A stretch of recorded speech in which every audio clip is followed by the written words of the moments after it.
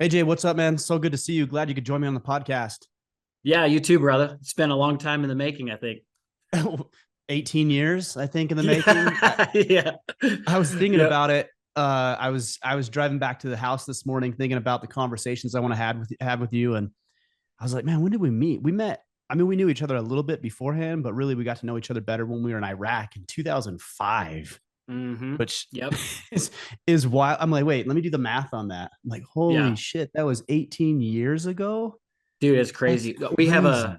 we have a Bravo Battery reunion this weekend in Canaryville. Uh huh. And I haven't seen those guys since we got home in 2006. Yeah. Like probably like you. I'm super stoked to see people. Yeah. I know. I really haven't seen anybody. I see Jed and Tony a little bit after, but I haven't seen them for probably a decade. Yeah. And I run into somebody occasionally here in Southern Utah that we were in the Triple Deuce with together, but that's really about it. And I just can't believe Yeah. how fast time goes. So Yeah. I'm glad we could have this conversation because we've been linked. I mean, we've been friends, but we've been linked through different ventures and different people. And Hmm. man, to be able to see what you're up to is actually really cool. I'm very excited for this conversation. Yeah, thank you. I remember I called you in 2020 because I started selling meat direct to consumer, I remember but that. your audience is so strong that I wasn't in a position to present what I've been working on. It was too soon, and I think I even told you. I said, "Hey, this is what I'm up to. Can I reach out to you when I'm ready?" And it took me 3 years to get ready, but it's gonna be a fun conversation. Well, that's a testament to not only the work that you do, and we'll get into that, but also just your work ethic. I mean, I've seen you Mm. over the years with, forgive me, man, I can't remember, but the competition, the CrossFit Yeah, competition space. What was Rush that Club, called? Rush Rush Club. Club.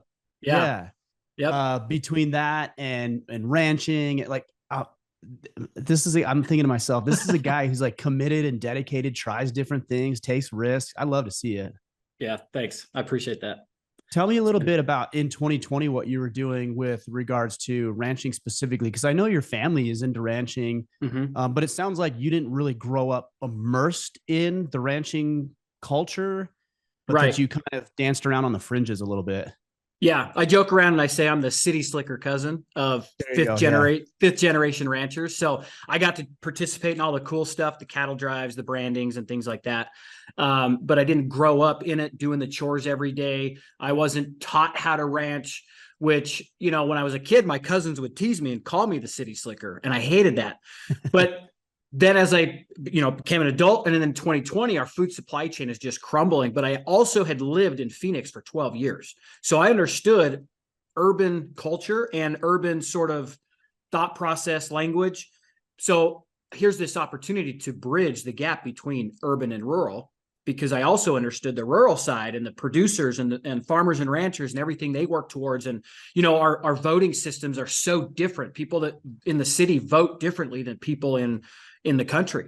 And so, but the people in the city are probably maybe not aware how much they depend on the guys in the country to produce their sustenance, their the things that require that you need to live, to be alive. And so 2020, frankly, the Rush Club bankrupted. I made some choices as a new CEO, new business owner that finally caught up with me, and we ended up going bankrupt and moved back to St. George. And a lot of people didn't know that my whole personal purpose of Rush Club was to be successful enough that I could buy my own ranch, because I've always wanted that lifestyle. But my uncle told me one time, if you want to be a millionaire rancher, start with 10. And so Yeah, right. I'm like, oh, well, shit, I guess I better go make some money. uh, but then I kept doing all these other things to get into ag. And then when I went bankrupt, and I'm like, you know what? Screw it. Let me just find a way to be valuable in ag instead of all these, outside ways to just get there. And so reached out to my cousin in 2020, kind of starting over back in St. George. And I said, hey, can I take your brand and sell it direct to consumer? You do the ranching, I'll handle all the marketing, fulfillment, all of that stuff. You just get it to the butcher and I'll take it from there. Because what And was what was he doing beforehand? So if he's not going to direct nothing. to consumer, was he going to grocery stores, chains? Like, what does Yeah. that look like? What does that supply chain look like? Yeah, good question. So the typical supply chain is, especially like Utah, most guys are what they call cow calf. That means they have mother cows, the birth calves, and then at some point between 6 months and a year, they take them to auction. Right. And they get whatever the auction value is, which is typically manipulated by the big market, by big ag. And then they get whatever that happens to be worth at the time. And that's how that works. So that's what he was doing, is just raising calves, taking them to auction, selling them off. That's why there's this saying, ranchers used to make 60 cents on the dollar, and now it's down to 14 cents on the dollar because of the control that big ag has to influence on market prices.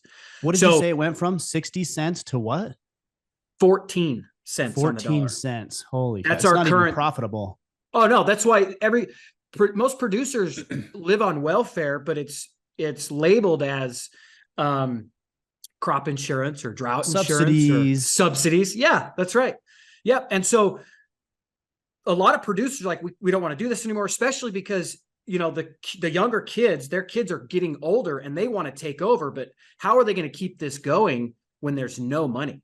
You get married and typically your spouse is like, we ain't doing that. You're going to go broke and we're going to live on nothing. So they got to go find an off-farm job, they call it. Right. Well, I even see it here in Hurricane. Like I see small, I'm talking very, very small. I'm talking 10 to 50 acres. And, you used to see cattle all over, or goats. Goats is a big thing here too. I heard that goat, you can correct me if I'm wrong, that goat is the number 1 most consumed red meat in the world. I don't know if that's true, but yes, I've heard that. It is true. And everywhere but the US. Yeah. And that's what I like Middle East, South America. Yeah. Yep. But you see these parcels, and on one hand, you're like, oh shit, that sucks. They just sold that and subdivided this property that sucks. On the other hand, I'm like, if I was in their shoes, I would do the same thing and make millions and millions of dollars all at once and get out of this agricultural business. Well, dude, and that's exactly the problem. So generational producers would never sell if they could make profit, if they could afford to do so. The selling the land to be multi-millionaires wouldn't even be considered because they don't do it for the money. But when there's no money, when you're going broke and it's either sell it or lose it to the bank, you're going to sell it and make the millions. Of course. So that's a huge national security issue because the people producing our food are leaving. I mean, since the year 2000, we've lost 40% of our small farms and ranches. And the trend is continuing. Now, there is a new trend because of COVID, and that's homesteading. Homesteading is growing faster than any time in our history since basically they said, hey, go out west and put a flag in the ground and set up a fence. It's completely flipped because of COVID. People are getting out of the cities. They want to buy an acre or more, raise their own food. And actually now you've got this new population coming in that can actually on smaller scales, but through volume, start contributing to the food supply chain. So it's almost like this interesting new agrarian age that's coming around because of homesteaders that are getting out of the city, first generation.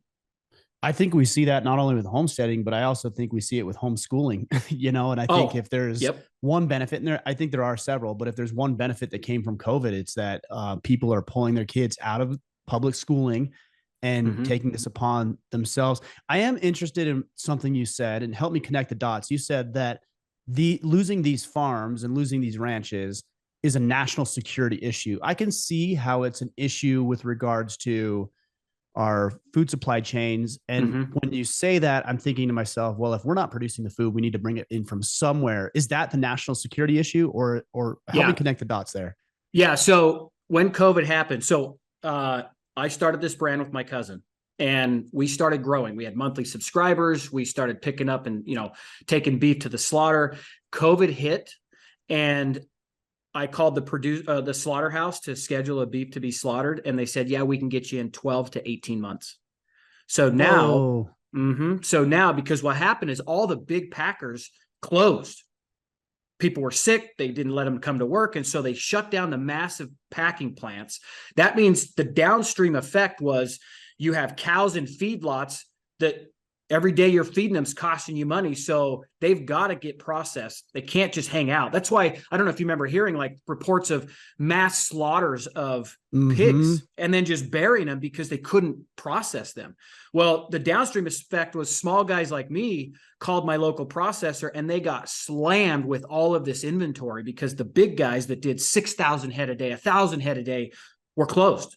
And so how do you keep a business going when I can't, Ryan, you're my subscriber waiting for your monthly box of meat. And I'm like, hey, bro, I can't get anything done for It'll 12 be a months. year and a half. Yeah. Sorry. Done. It was I'm so out. yeah, exactly. So I drove to every USDA meat plant in the state of Utah trying to keep it going. And then the margins were so thin as it was that fuel cost, time, and everything else, I had to take a step back and shut it down. So the security issue was because we've become centralized, because we've lost all of our small farms and ranches nationwide and the small mom and pop meat plants that went along with it, we've become centralized. So when something like COVID happens or any major, disruptor, our supply chain breaks and then our store shelves go empty.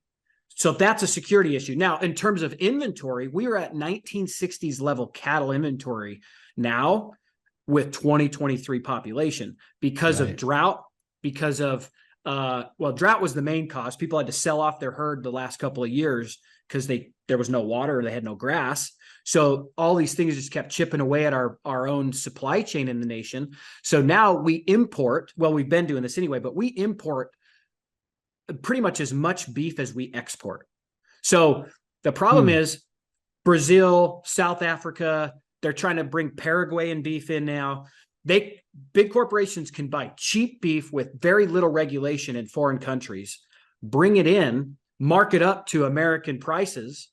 They take American beef that's really valuable in terms of the marketing and the grass and the quality, and then they buy it because they control the market. They buy it low, and then they ship it to places like Saudi Arabia and China and these other countries, and they rack the prices up. So they're making money when they bring it in because they're bringing cheap crap in and selling it to us at our prices, controlling the market of what they're buying, and then exporting it out to other countries. When you say are you talking? I did some research into this because I knew we were going to have this conversation. I want to sound somewhat intelligent, even though I'm not. I want to sound like I am. Yeah, good, smart. I've heard you say that there's 4 major, is it processing plants in the U.S. that control the overwhelming majority of processing this beef and other meat as well, I'm sure. Yeah, they call them the big 4. It's JBS, which is a Brazilian company, Cargill, National Beef, and Tyson. And I think Tyson is a Chinese company. So those are the 4 main companies. They control 85% of our beef supply chain for the United States. 2 of those companies being foreign, the largest one being JBS, and they're a Brazilian company. And if you dig into the owners of JBS, they're crooks. They're criminals. They've been in their own Brazilian prisons for different reasons. And that's who's running our supply chain. So really what happened with this, Ryan, in 1981, they changed, Reagan changed basically the rules to allow mergers and acquisitions. Prior to that, they limited them because they didn't want large companies to take over. Of course. Right. Yeah, it almost becomes a monopoly in this case. Well, and so that's what happened. So 1981, they changed the rule. Mergers and acquisitions are allowed as long as it doesn't affect the consumer's price. But they didn't pay attention to the impact on the farmers and ranchers by doing that.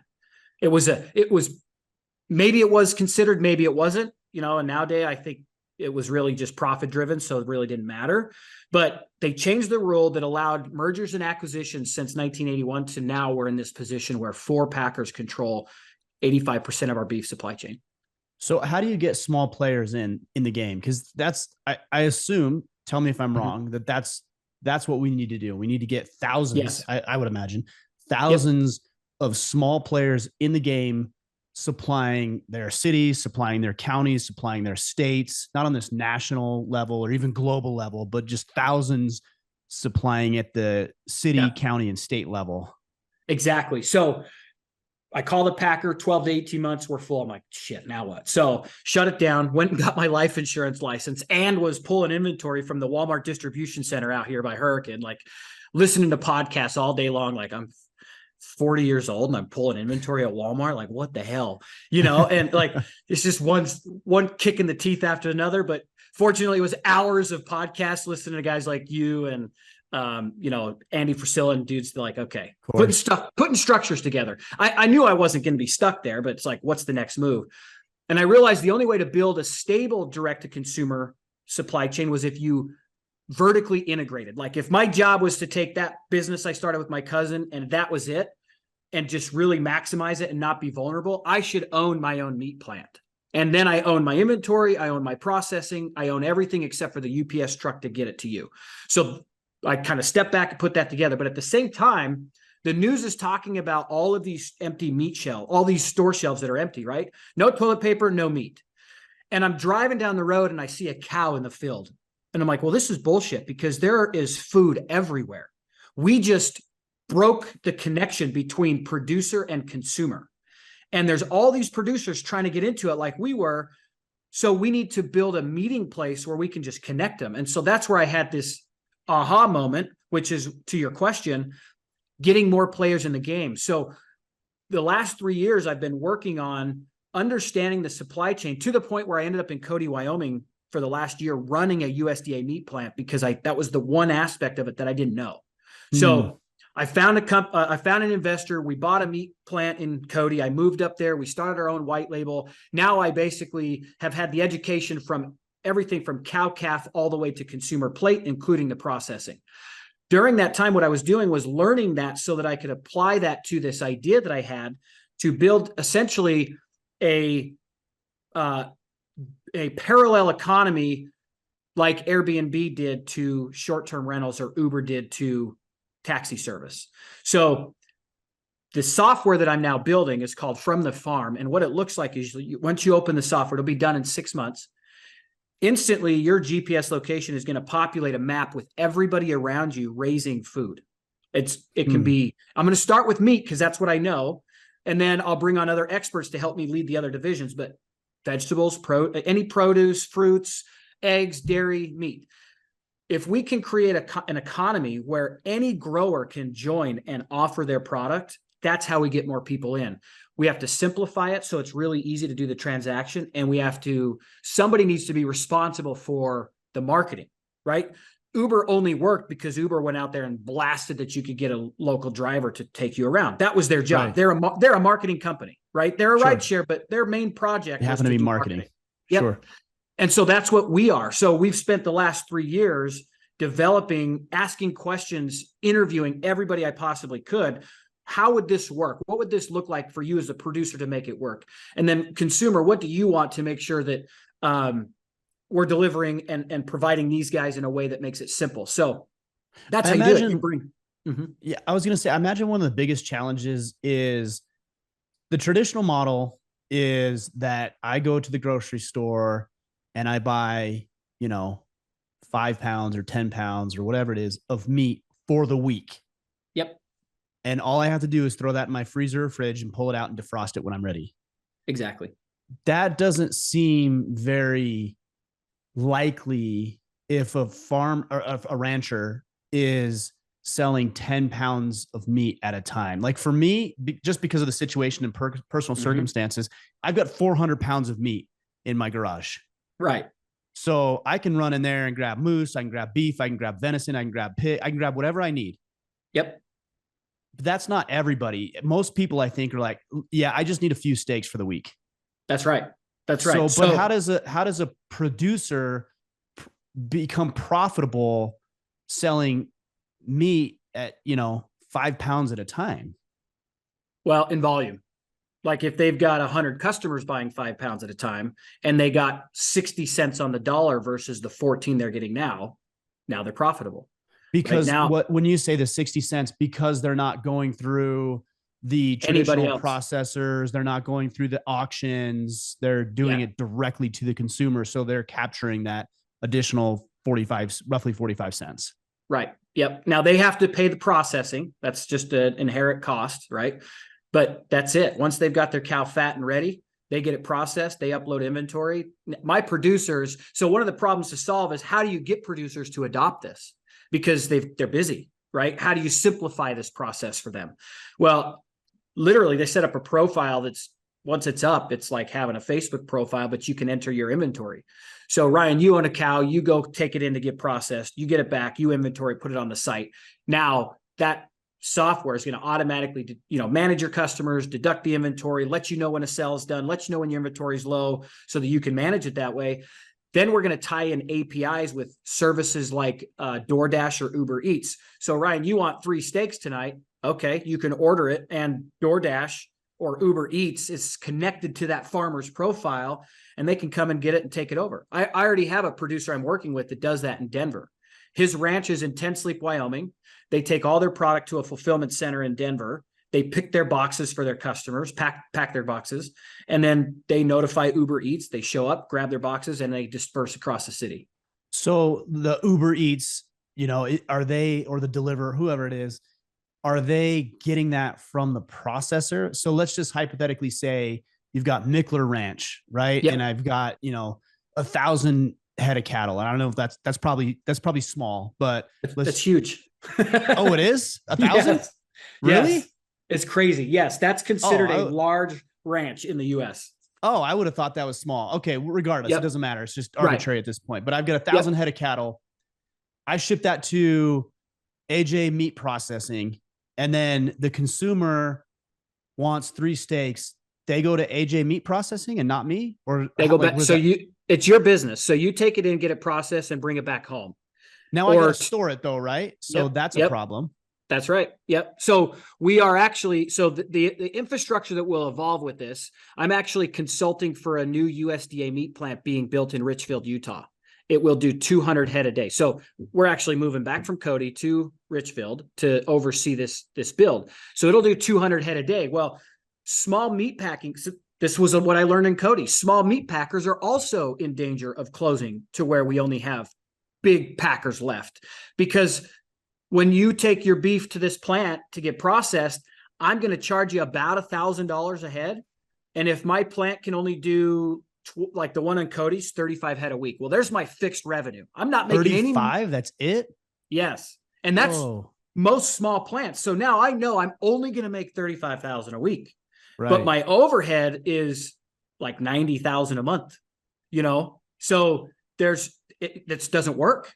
The only reason the small meat plants worked in the past was because it was owner operated. The old man that owned the plant was also cutting on the table. Those are not very common anymore. People want to buy a plant and invest in it. When I ran the meat plant in Cody, I didn't want to go sit back on the table and cut meat. That wasn't why I was there. So we are implementing a system where now you could leave it with me. I'm going to have a small fee, but you don't have any of the issues. And I'm going to set up a fulfillment center. Now, you still come and do the fulfillment, but I'm storing it for you. I've got all of the pick and pack materials for you. We drive down cost, because if I've got 15 producers coming to my facility to fulfill their orders, right? So it becomes a stabilized hub in communities throughout the country. That's what we need to see, is the restoration of local food supply so that we have stability. Yeah. And I think that's the beauty of modern capitalism, is that I don't actually, I'm speaking as a rancher, here in this hypothetical scenario. Yeah. Correct me if I'm wrong, but as a rancher, I just want to raise cows and sell them. Yes. So I don't want to slaughter them. I don't want to butcher them. I don't want to fulfill things to people. I just want to raise them and sell 200 of them at a time. Exactly. So what I've learned in the last couple of years is that if you're a producer who's doing 100 head of finished cattle or more, that means you fatten 100 to sell. At about that size, you don't have time to deal with the headache of fulfillment, right? Right. Under that, if you don't take on some of the extra work, you can't afford to be a rancher. So you may not want to, you may not enjoy it, but that's how you make ends meet, because you can keep more of the dollar. Does that make sense? It does. But do you think that there's enough people, especially younger generations, as older generations pass away and pass on ranches and farms? Do you think there's enough younger people who are like, oh yeah, ranching sounds like a good time. Like I would love to be a rancher like my granddad was. And all I did was hear about him complain about how horrible his life was. Is that something that people are interested in? That's the problem. No. Hopefully what we can inspire is this homesteading community that's because what's also not enjoyable for a large number of Americans now is living in confinement in cities that are congested and full of liberal bullshit that they want to get the hell out. And so it's like the choose your hard conversation, right? You can go out 4 o'clock in the morning and you got a damn cow running down the street that your neighbors are calling you about, and you got to go figure that out on top of all your regular chores that day, right? Yeah. Or you can be in the city, deal with traffic, deal with smog, deal with the, crazy blue-haired they-thems that are in your face. I mean, choose your hard. Which one would you rather? Here's what's interesting. I heard a statistic that farming and ranching suicides are equal or higher to veterans. So here's the thought. Here's the thought exercise. If it's that miserable, why would the suicide rate be there? And the suicide rate isn't because of the job. It's because they lost the farm. They lost the ranch. They can't make ends meet. Every producer I have ever met personally, and I've met thousands of them, would trade nothing about their life for anything else. I talked to a rancher last night. He's like, dude, we've been for the last 8 days. It's literally 4 o'clock in the morning till 9 o'clock at night. He's intense. This is the guy that sells in Denver. He goes every single day for the last 8 days. And I can see that I'm going to be doing this until November. But you know what?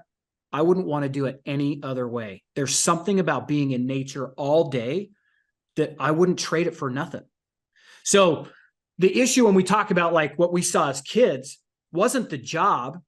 I don't believe it was the way we were led, the way our fathers or grandfathers taught us, because sometimes it was with a switch instead of with education. So depending on how you were raised, I think made the impact of whether you wanted to stay in it or not. Sure. I saw a producer who said he was trying to kind of teach other producers how to keep your kids around. He goes, look, let your kid drive the four-wheeler once in a while you pick up the sticks in front of him or behind him in the wagon. Let him do the fun stuff because you want to keep him around. You don't want him to be, you don't want dad to be the only one driving around in the Bobcat and making the kids do all the grunt work, because when they get old enough, they're going to get the hell out. For sure. So he's like trying to appeal to the psychology of it versus we got to get the job done, It's interesting you say that. As you were telling me that, I remember hearing a story from Jocko when we were at Origins Immersion Camp, and he had talked about how hard he went specifically on his oldest son with jujitsu. And he's like, you're going to compete against the bigger guys, against the better guys. And he just ground him, just beat him down and made it miserable for him. And Jocko, one of the most disciplined, hard ass guys that we typically think of, that quintessential man's man, is like, I should have made it fun for him. Yeah, dude, exactly. Like, so I heard that, and we're up in Cody, and we've got, a little herd of goats that we started raising, and it's minus 30 and the wind's blowing, and it's my kid's job to do the chores. And I'm like, you know what? Sometimes I made her do it because I think there's a ton of value in putting the clothes on and going out in that freezing cold weather and doing the job. And then there were other days where I'm like, I got it for you. Let me take care of that. Or I'll go out there and do it with you, right? The shared suffering, so that it wasn't just like dad's always making me do the freaking chores and it's minus 30. This sucks. Mm-hmm. I didn't want her to resent being on a homestead, because what we're teaching, because our kids are homeschooled, we're teaching self-reliance, resilience, problem solving.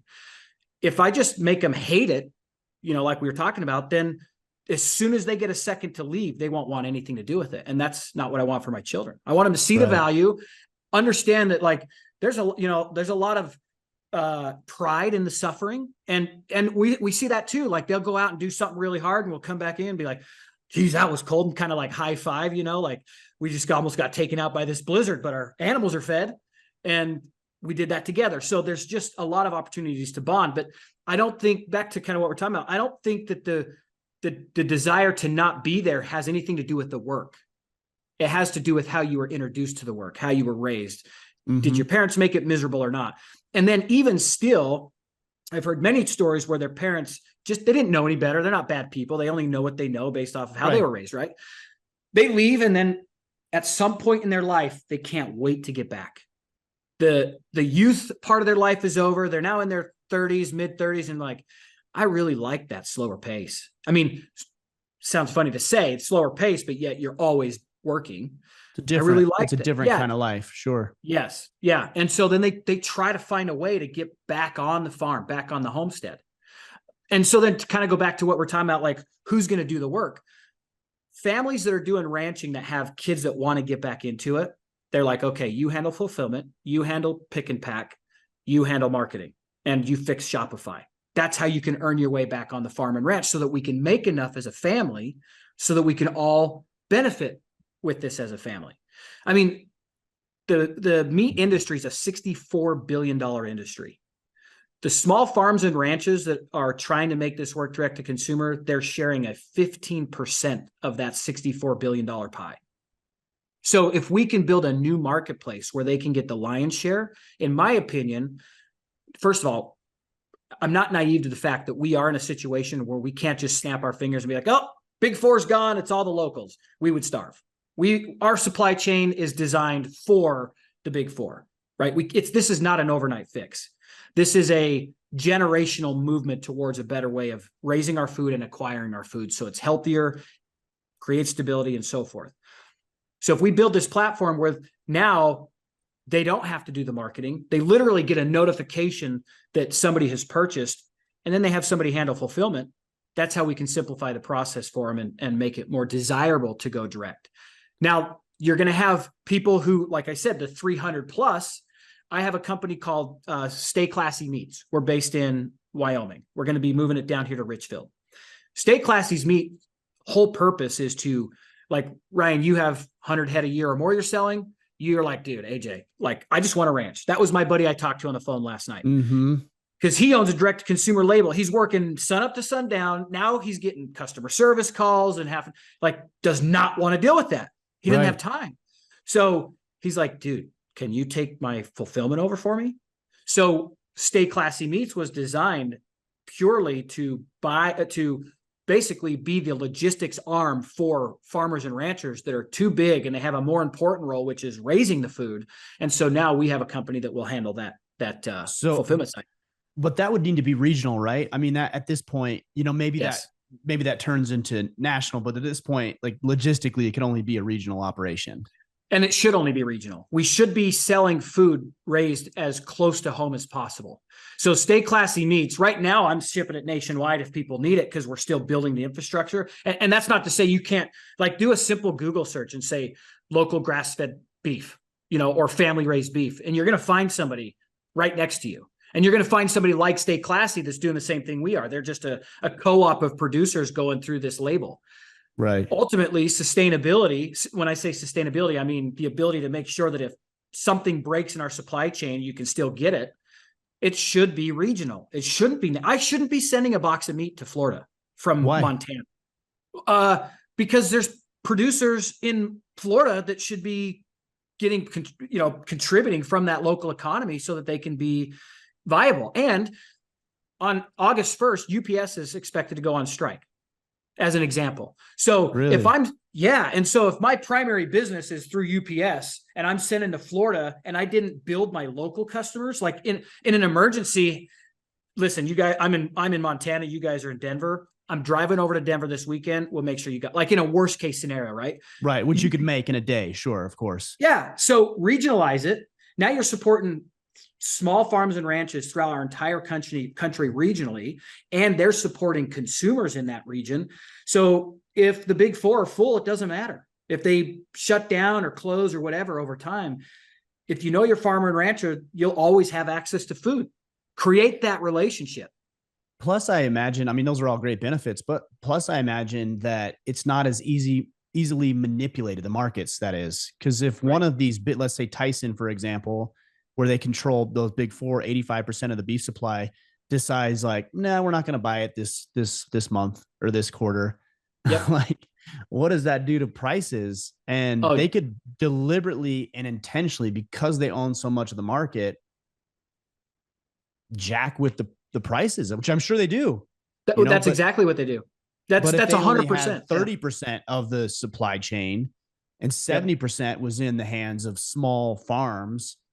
Those prices are not going to be as easily manipulated as if they were in the hands of four. Right. I believe that what we would see is more of the local economy would dictate the price. The producers, that's right. If I'm on the software and you're on the software, we're both producers selling. I'm going to I'm going to match what the going rate is roughly. Cause I don't, now if I have a higher quality product, or I believe I do, I'm going to do the messaging, so forth, to But the entice you. market can dictate that, right? That's Like right. The I was market. thinking about it. I just moved back from Maine about 5 months ago. When Mm-hmm. I moved out there, I bought just under 50 acres of land. There's a local cattle rancher just across the road from us, and he said, "Hey, we'd like to hay your field for you, but we're not going to give you anything for it Yeah. because we're in Maine. Like, there's not a water issue, there's no feed issue." He Yep. was kind enough. He said, "Hey, I'll trade you in cattle." So he gave us a cow a year to hay it Nice. twice a year, 2 to 3 times, depending on the yield.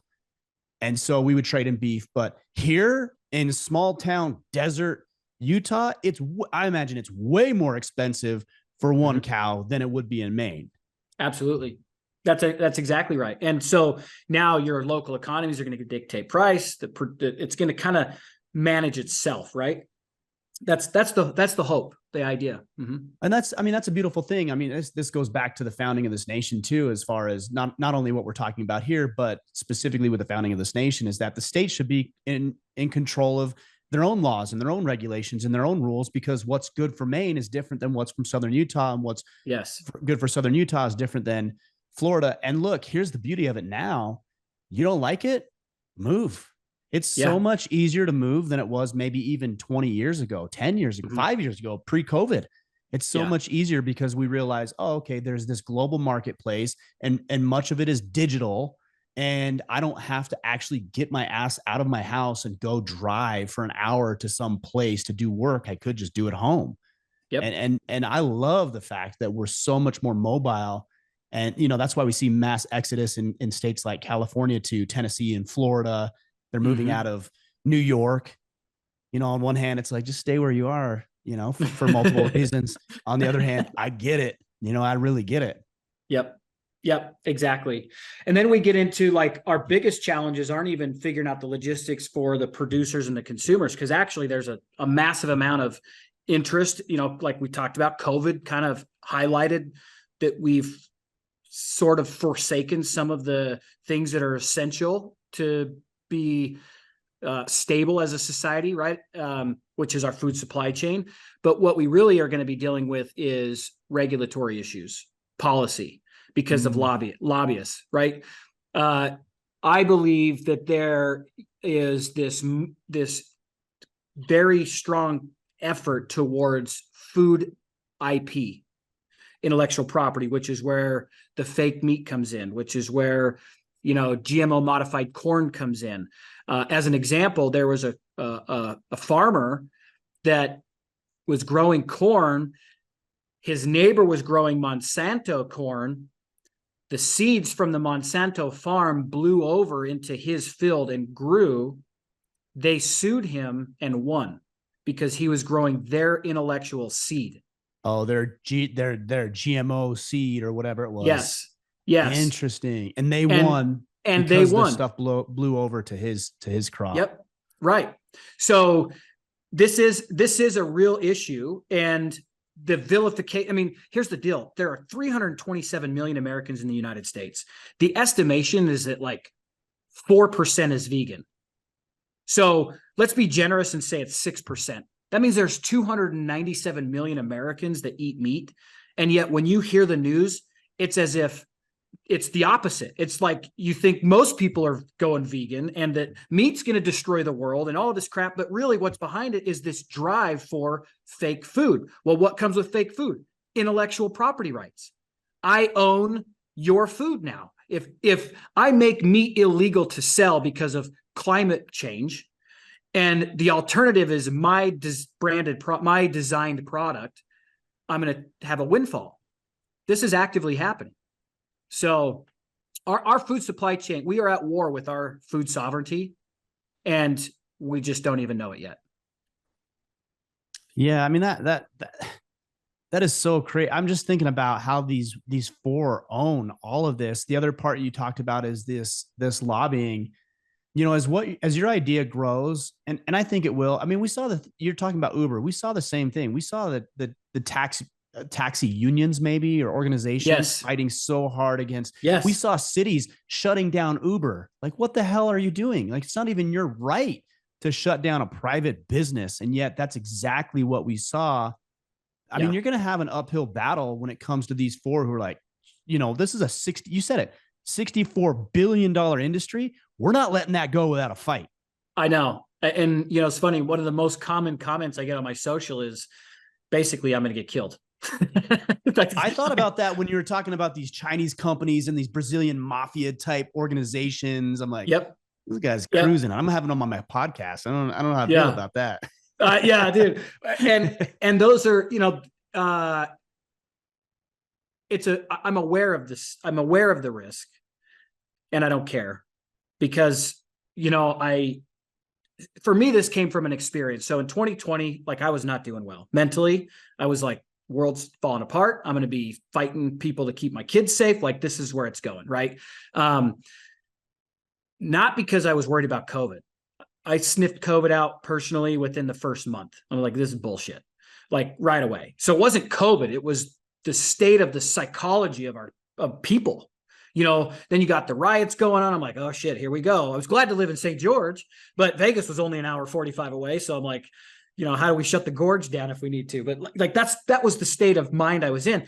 And then I remembered an experience in Iraq. We actually took care packages into a village, and my brain didn't log this experience at that time because I was younger. So I was there for, thinking different things. But all of a sudden, this man's face from that village came into my mind. And the idea that was attached to it was, I was there feeding his family and he couldn't. And I was like, I do not want to be in that position. So what am I going to do? Like, okay, well, if this is what takes me out, I'm also building this in a way that if I'm gone, somebody else will backfill. Does that make sense? And I will say that this is no longer blue sky. When I first started working towards this, nobody was doing this. This whole decentralized platform, Uber similar, food buying similar to Uber or Airbnb. It just wasn't happening. Now I've seen 4 or 5 that are coming up, and people ask, are you concerned? No, I shouldn't be the only one. If I'm the only one doing it, then we've centralized again.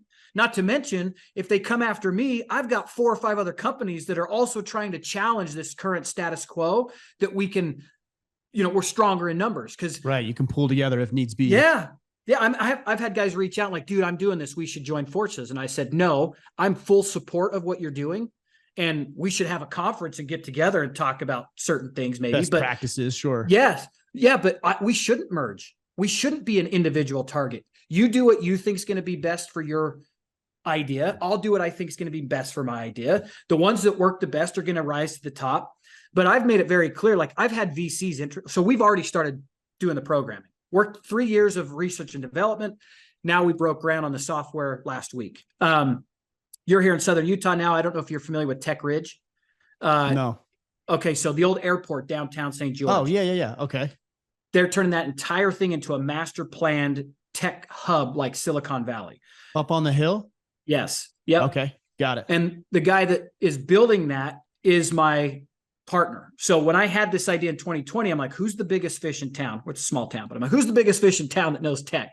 And I went and met with Isaac Barlow. He built a software called Busy and now is developing Tech Ridge. Which was a contracting time something, right? Yeah. I've heard of Busy. Yeah, exactly. So I went to him because he's in the software. Like, dude, what do I know about software? I mean, that was kind of some of the internal battles. Is like, great idea, dumbass. You don't know shit about software. And then I'm like, well, Southern wait a minute. Utah redneck, man. Yeah, I need somebody else. I don't know. Barlow's might categorize themselves as Southern Utah rednecks too, though. Yeah, I think they do. But at the same time, I also was like, wait a minute. I just need to find somebody who is, and bring them on my team, and paint the vision, and then let them execute the designing, right? The programming. So we started that a couple of weeks ago, and I've had VCs come my way, but here's the thing. I'm not interested. For me, when they say, well, what's your exit? Well, I'm not doing, this is not what this is. This is a legacy company. That's what they used to be. People started companies and the idea was to keep it in the family forever. Right. And then it evolved. Yeah. What's your exit? What's your exit? There is no exit. My exit is death. Yeah, exactly. And hopefully I make it exciting enough that my kids maybe want to take it over, Right. because the only way to protect what we're doing is to not be buyable. Because if we do this really well, the first thing that the big four are going to offer is money. We'll buy it from you. Here's 100 million. Well, I didn't do it for the money. I mean, the money's there. The revenue will be the result of executing well. If I get 15% of every transaction nationwide of food buyers that adopt a model like this, there's plenty of revenue in this to No make doubt. money. So I'm not doing it for the money. I'm doing it to how do you build a better mousetrap, which is our food supply chain, and then protect that so that somebody can't manipulate it. Outside of this conversation. I mean, it's hard because we only have a certain amount of time to talk about this stuff, and I could go on and on about it. I'm actually really interested. You said one thing you said earlier is you said a couple things. Like I took notes here. You found an investor. You just kind of like said it in passing. Like, I found an investor. It was easy. I just made a few calls and found an investor. The other thing that you said is that you went and I can't remember the exact term, but you said you went and ran a meat packing facility. Like, how does that happen? You have no experience in this at all. And you're like, hey, I'd like to come run your facility. You guys good with that? Yeah, sure. Come on up and we'll hire you. Like, how does that happen? Well, you and I both believe in a creator. So that's how it happens. This had to get done, and I needed to know some things about it. And so life moved me in a way that got me into opportunities that would have otherwise never happened. So the actual how it happened is I have this conversation with Isaac in 2020. He's like, I like the idea. I can see the potential and the value of it, but you have a lot of market research to do. Before you get to, I want to hear the rest of it. Let me just back up a little bit. Yeah. How did you even get a conversation with him? Like, what did you already know him? Did somebody connect you guys? Like, how did that work? I think I heard about Tech Ridge in the conversation of around here, because it's been trying to happen for a few years. And so, and actually I probably just Googled software as a service in St. George, and I cold called him. I mean, nobody introduced me. I just cold called. Interesting. Cool. I mean, that's important to know, because I know a lot of guys have ideas and they need to meet with players and they don't know how to do it. So that's an important component of it. Well, dude, listen, like I was listening to a book on my drive yesterday, and they said that when you have inspiration, move, because you can accomplish so much work. The amount of work you can accomplish when you're inspired in 24 hours is equal to weeks of work.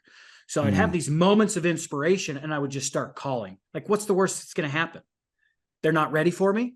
That's something I learned from you. Like you talked about on your podcast, you would call guys to get interviews and they would turn you down. And at first, like I've felt it where you're like, what the hell, man? What, you don't believe in me? You got whatever that internal dialogue is. For sure. You. And then you're like, oh, well, wait a minute. I mean, like me being here, I reached out because I'm finally ready. Like, I respect you. I respect the audience you built. If I would have come on earlier, it would have been a waste of your time and energy. I hadn't earned the right to be on Order of Man yet.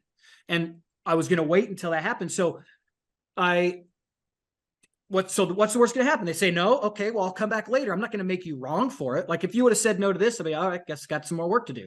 I gotta get 10,000 more followers or something before Ryan has me on. Whatever that looks minimum like. Minimum follower accounts only. I made sure I Googled you, and you met my criteria for sure. Yeah, totally. Well, whatever that person's thing is, right? So, and it could be like, I'm not going to be qualified for a entrepreneur podcast until I make money. Okay, well, I'm not going to bother yet until I've qualified to maybe reach out to certain people. But I'm not afraid to be told no. Like I said, here's the deal. I'm pulling shit from the warehouse at Walmart. I can only go up from here. So start making some damn phone calls. And so that's what I did. And I called Isaac, and he said, okay, great idea. You need to do more research. And I'm like, okay. And I'm human like anybody else. My inspiration wore off because you put a roadblock in front of me that says, oh shit, I'm not qualified. So I would waste months of time, but in the back of my head, I'm processing, I'm thinking, can I do this? What should I do? And then finally, some other bullshit in my life sucks. So I'm like, well, I better get started again. And then would find the way to get over that, I called Isaac. So I put all this together. Like, I called him in 2020. He says, do more market research. Okay, fine. All these other things are happening. I'm doing what I can where I can, but I'm also afraid of failure in other areas where I'm not strong. But all of those other actions I'm doing, that's the thing, be in action. There's a book called Think and Grow Rich by Napoleon Hill. Sure. One of my favorite books, right? It should have been called Act and Grow Rich. I've heard some people talk about it, and I agree. So I'm in action. I may not be doing this big thing that I'm afraid of, but I'm doing these other things that all of a sudden I've developed myself that, oh, now I'm ready mentally to take on that big thing. And then I do it, and I'm like, well, shit, that wasn't nearly as hard as I thought it was when I was first intimidated by it. So I, kind of fast forward, I'm selling meat, it closes. I find some people, tell them about this idea to vertically integrate so that you can build a successful white label. This guy knows somebody who has money, and he convinces him to buy this plant in Cody, and they need somebody to oversee the whole business. So my role wasn't to run the meat plant. My role was to run the restaurant attached to the meat plant, to make relationships with producers to bring them to the meat plant, to make sure the meat plant was meeting certain criteria and running effectively. But I wasn't the manager. I didn't do the day-to-day, but I was with the manager every day. And when something came my way that I didn't know, I'd be like, you've been doing this longer than I have. How should we do it? Tell me. What do you need? Do you mean to go grab toilet paper? I'll go grab toilet paper. Okay. And then, but then I'm in a position to be like, let's talk about cut sheets. So I'm introduced to this whole world that I would have never been introduced to. It was funny because then I called Isaac. It'd been like, we checked in here and there, and just to kind of keep it on the radar. I got to Cody and I actually got comfortable because they're paying me well. And this is kind of where I wanted to go. And then my partnerships did not go well. And so then I'm like, oh shit, I'm still not safe. I better get back to work on this idea that I've had, my own invest in myself. And so I called Isaac and I'm like, Isaac, I'm now running a meat plant in Cody, Wyoming. There is no more market research that I need to be doing. It's time to build. And he goes, you're doing what? Because I bet he was. That's not common. 3 years ago, I'm pulling inventory from Walmart. I have no idea what happens at a meat plant. And like I said, divinity in all of this. God has had his hand in every single thing I have done. This is not AJ. AJ's been around forever, but the inspiration came from my creator. How to get there is just I just got to put one foot in front of the other and be willing to get roughed up as I go. And, when I say that's usually just emotional, internal stuff, but sure. Right. Learn from it. What's next? Learn from what's next. So he's like, okay, well now I need you to build me a wireframe. And I'm like, shit, what's a wireframe? I don't know what that is. And he goes, I need you to take this idea of what the software looks like and get it on paper. And I'm like, okay. And then I hang up and I'm like, well, I don't know how the hell to do that. So I wasted another month of not doing it. And then I'm sitting there and I've got problems at work. And I'm like, dude, if you don't keep going, you're going to be with, you can't stay where you're at. So if you don't keep going, you're going to be in trouble. So I go to Fiverr. I go to fiverr.com, which is you can hire piecework people from all over the world to do pretty much any tech stuff you want. Yeah, freelancers. So I go type in wireframe. This guy pops up, some 20-year-old kid in Pakistan, had his, having his first kid. And I'm like, he's like, I tell him my idea and it's like brief, introduction. He goes, oh, I've built many of these for different stuff. I'll get this done in 48 hours. And I'm like, you gotta be shitting me. I get a call. I get a call from a message from him. And he's like, hey, it's going to take me longer because Pakistan is flooding and I'm having my first son. And I'm like, okay, how long? And he goes, give me 2 weeks. I'm like, okay, great. He gets it done and it's freaking brilliant. Interactive, shows me everything I ever imagined. And I call Isaac back and I was like, hey, I'm ready to present the wireframe. And he goes, what? Yeah. Cause nobody does that. Or that fast. And I didn't know that. And I'm like, yeah, the wireframe's done and ready to present it. And he's like, okay. So we get on a Zoom and he was totally skeptical, didn't know what I was going to present. And I present it and I get done and he starts laughing. And I'm like, what's funny? And he goes, how long did that take you? I'm like, well, I wasted a month not knowing if I could do it. But then when I hired the guy, it was done in 3 weeks. And he goes, how much did that cost you? I'm like, $645. And he goes, AJ, when I built the wireframe for Busy, it cost me $25,000 and 12 months because in 2011, software's like this thing called Figma, where you can basically do a whole wireframe like you're building a Wix website, didn't exist. The Yeah. technology didn't exist. And he's like, and what you just outlined, every working component of what you just outlined is already coded in an API. So you're going to So you just build pull this. that code and yeah. He's like, we're going to be able to build this for far less than what I had to build busy for, and in a fraction of the time. And Hmm. so, I'm like, okay. And, that was about a year ago. And so things just take, I mean, it's like the 10X rule. You think it's going to take you this much time? You might as well just freaking 10X it right now. So, Right. Right. I've been saying 6 months to launch for like 18 months. And so now it is 6 months to launch because it's actually being programmed, but it's just kind of funny. Like, that's just what it takes. So Well, what can we do to help you, man? I love the idea. I love people that are shaking things up. I love people that are thinking outside the box. They're looking at problems. They're seeing it a different way. They're challenging the status quo. Like, I know you're not entirely ready right now, but I think this is something, it's important that we have this conversation, not only from the national security risks and how we get our food. We didn't even get into the it's a huge bullshit topic. about like fake meat. And I think there was something that I saw that some sort of fake, I was going to say like chicken or pork. It's Yes. not. If it's fake, it's not chicken. It's not pork. Yeah. Like, Why are we calling it? it's not. That's not what it is. It's kind of like turkey bacon. It's not bacon. Yeah. Right. Don't call it turkey bacon. It's not Right. bacon. All right. Yep. But we get into these issues of all this fake meat. And I think this is how, the zombie apocalypse begins when we start consuming all of this. But how can we support you, man? What can we do in the meantime as you're getting this thing ramped up and ready to bring to market? Yeah, I appreciate that. Well, so I recognize that the people who care, they're the patriots, the people who still believe there's something worth fighting for in our country. And because that's who I am. None of the people that I'm speaking to are going to line up for a burger made out of bugs. Like, it's not happening. Right. And so I started talking about it when I knew I finally had a product to be able to bring to market. And my Instagram went from 2,500 to 85,000 or 81,000 in like 5 months. So those are people who are like, thank you. Like, they had the same concerns I did, just didn't know how to solve it, right? Because they weren't exposed to ag like I was. And so there's a huge movement of Americans wanting to go the route of supporting, frankly, the people we should be respecting, which is our farmers and ranchers. Like, human beings need food, shelter, safety, food being the most important, and we're forsaking the ones doing it. So with all this attention and all this, like, help me, I'm here, where can I go? And I'm like, geez, I need to get something going now, at least till the software is open. So I launched a Discord. It's a place for a community to start coming together. When you go on the Discord group, and the link is in my Instagram bio, or if you go to feedthepeoplebythepeople.com, you can sign up for the email list and we'll send you the link. But in our Discord group, there's all 50 states with people in them now talking about who they're buying from or asking, where can I buy from? So, I'm doing this to be of service. So I'm like, well, I don't have to wait till a software is live to at least start connecting people.